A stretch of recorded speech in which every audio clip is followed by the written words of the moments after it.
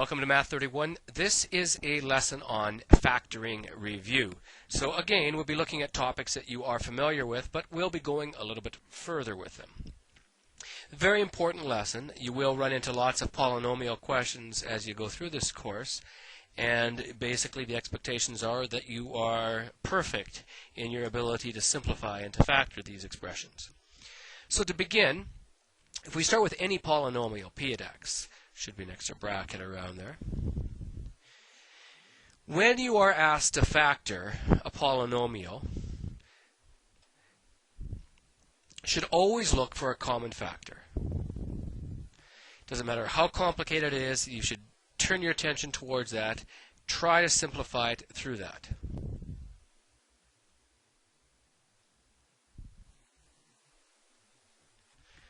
Now, after having done that, we have basically three choices in front of us. And the first is that if you have a binomial is just a two-term expression. And when you encounter a binomial, the possibilities for simplification are, first off, a difference of squares, and then a sum difference of cubes. You have seen a difference of squares before. Some difference of cubes, probably not.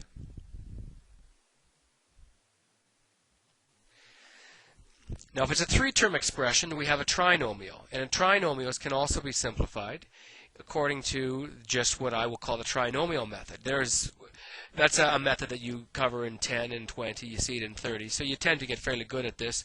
I'm not going to insist that people factor a certain way. Rather, you just have to make sure whatever method you have works well. I will do a quick review of it, though. And then beyond that, you can have a four-term polynomial or even a greater. And when you run into these, which you will run into, you can factor them either by grouping, which you may or may not have covered before, but fairly simple, or you can factor through division, like that would be long division or synthetic, which you hopefully have seen before. I will review it, nevertheless.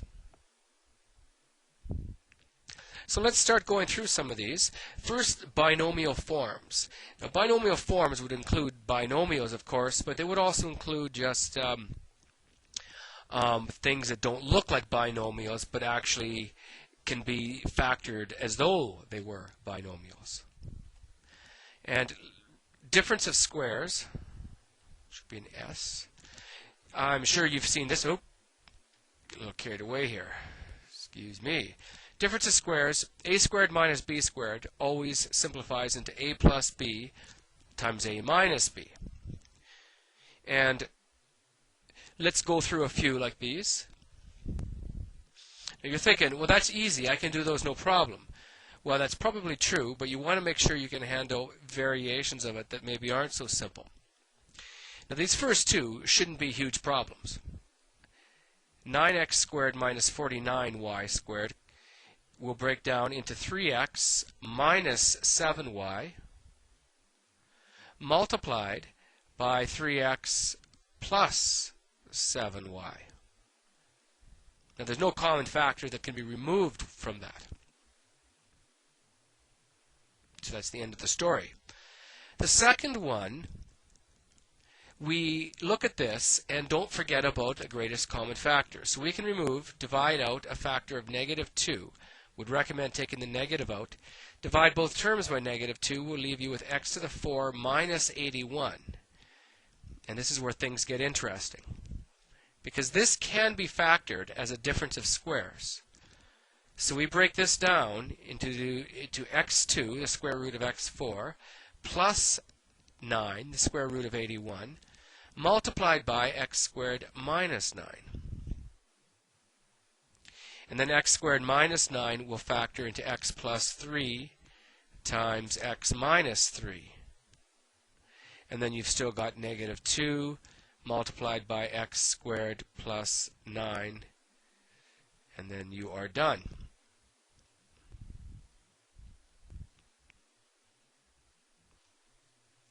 Let's take a look at some more. So number 3, This is a bit of a special case. It's not technically a binomial, but it is a binomial form. And to break this one down, we follow the same basic approach. We recognize that first term is a perfect square, and the square root of x minus 3y squared is simply x minus 3y. Now I'm putting a little bracket around it. And then that would be plus the root of 4a squared is 2a.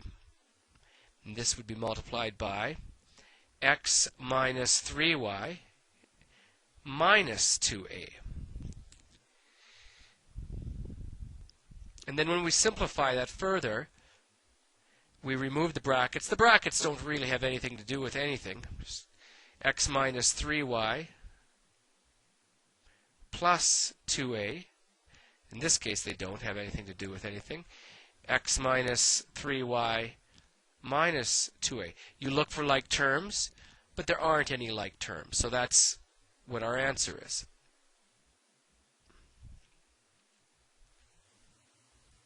So a binomial form.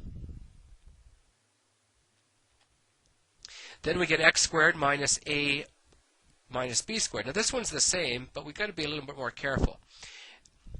So we factor it first off as a difference of squares. So this would be x plus, let's say, a minus b. It doesn't matter which one we do first, or which one we write first. So x plus a minus b. The other one is x minus a minus b.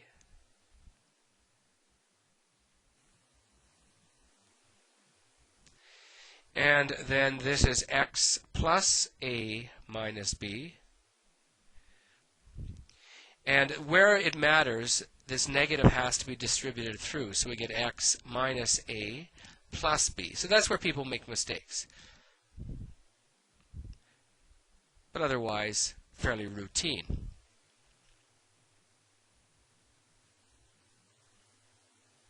Let's take a look at some more. Number 5. This one is a 4-term polynomial, and by looking at it, you might be considering other choices, but in fact, the best way to handle this is to do what we call a grouping, but a 3-by-1 grouping, 3 terms and then 1 term. You see, 9x squared minus 6x plus 1 will factor as a perfect square into 3x minus 1 squared. Now you check that out, but it is factors as a trinomial. And then we have minus 9y squared.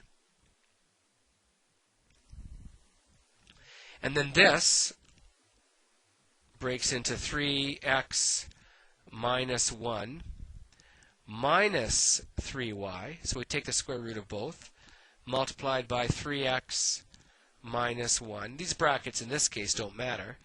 Then plus 3y.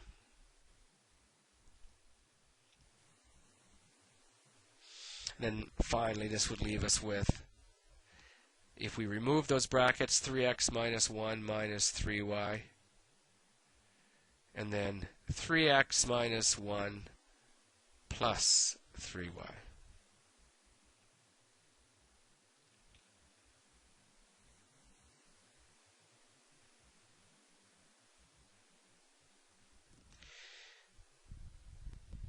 Next one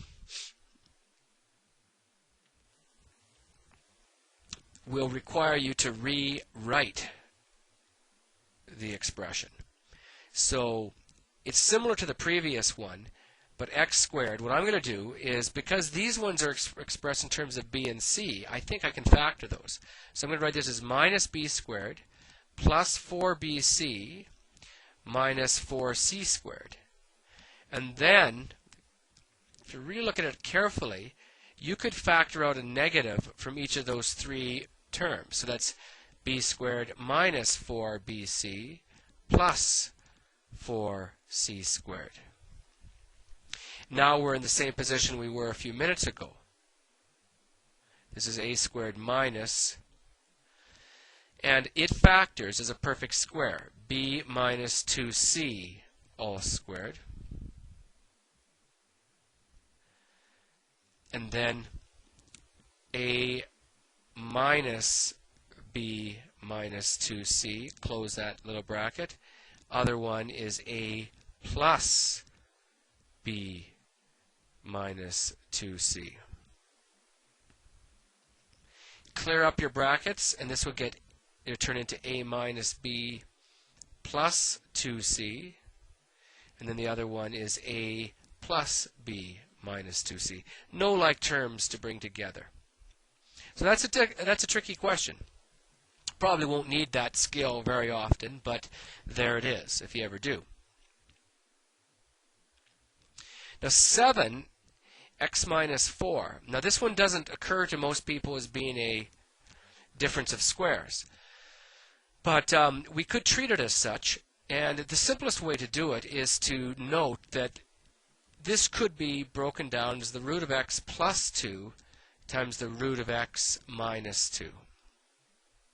Or if you preferred, using exponential notation, x to the 1/2 plus 2 multiplied by x to the 1/2 minus 2.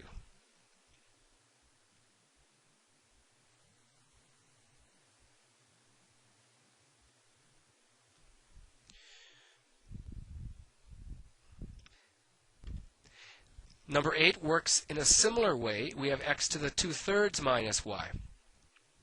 Well, we have to note that x to the 2/3 as a difference of squares could be written as x to the 1/3 times x to the 1/3.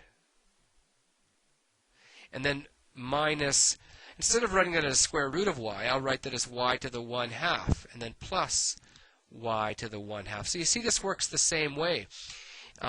X to the 1/3 times x to the 1/3, you add exponents, so that'll give you x to the 2/3. Now that's perfectly acceptable, but if you wanted to use radical notation, it'd be the cube root of x minus square root of y multiplied by cube root of x plus square root y. You will be doing this sort of simplification quite often. And of course you're thinking it's not really a simplification, and you've got a point. In some respects it is not a simplification because you're making it look worse. But there will be times when you will be able to simplify, maybe divide out a factor or something like that to make it worthwhile, worth your time. Do a quick look through the difference and sum of cubes. Now this should be new. These are provided on a formula sheet, so you don't have to memorize them, but many of you will.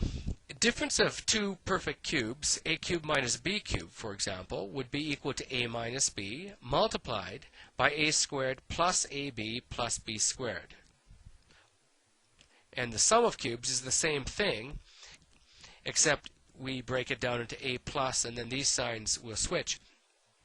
Now going back to squares, you should remember that there is no formula for the sum of squares. But when you're dealing with cubes, you can actually factor both difference and sum of cubes.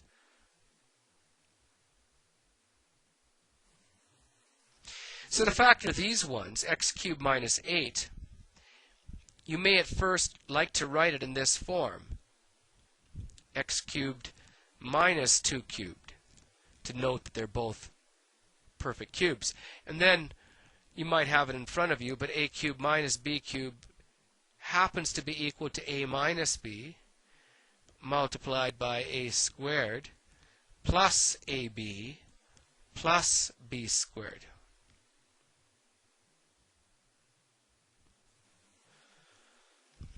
So x cubed minus 2 cubed will factor into a minus b, which would be x minus 2, multiplied by x squared plus 2x, so plus ab, and then plus 4, which will not factor.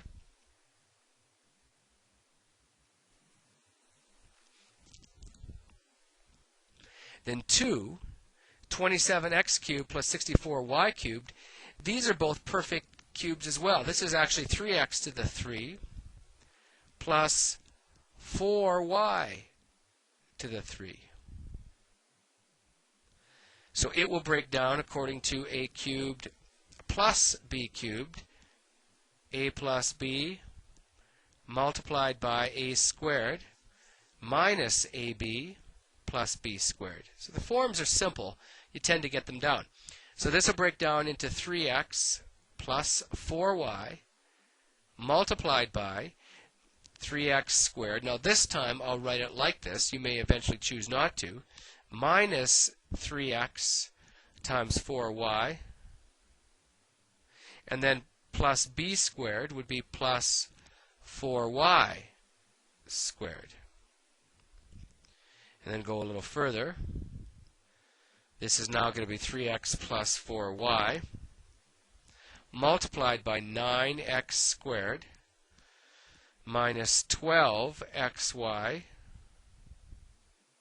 and then plus 16y squared.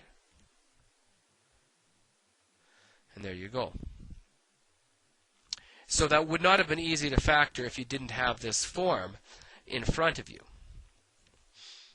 And as I said, you do get pretty good at this one, and most people find they don't have to memorize or even, work too hard at that.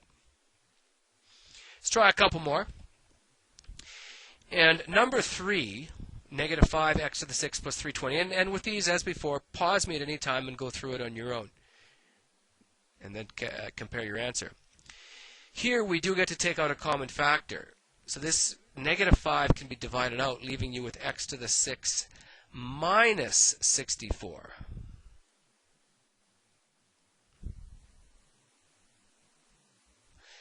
Now, when I look at that, I have a choice actually. I could factor this as a difference of squares or a difference of cubes.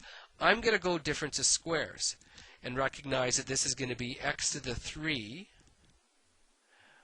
minus 4 to the minus 8, excuse me, because it's a difference of cubes, or squares, excuse me. Square root of 64 is 8. And the other one is x to the 3 plus 8. And then when you're examining this one, you'll see that it, in fact, can be written, these are two difference of cubes, or difference and also a sum of cubes. So x to the 3 minus 8, I'm going to go directly to the cube root of both, which is x minus 2, and then it's x squared plus 2x plus 4. And then x cubed minus 8, it's a sum of cubes, so it's x plus 2. And then the second one is x squared minus 2x, minus the product of the 2, plus 4. And then we're done. Now, interestingly, if you did this one first off as a difference of cubes, you end up with a slightly different answer. It would be the same, except it's a hard one to factor. So this is a kind of a curiosity. You were better off doing difference of squares for this one. Now, finally, x minus 8. If you think that this is x, think of this in terms of being x to the 1/3 to the 3 minus 2 cubed, you can see that this as well could be written as a difference of cubes. So the first factor is going to be x to the 1/3 minus 2. The second one would be x to the 1, okay, now be careful, 1/3 squared is 2/3. And then the next term would be plus 2x to the 1/3. And then minus 2 squared would be plus 4.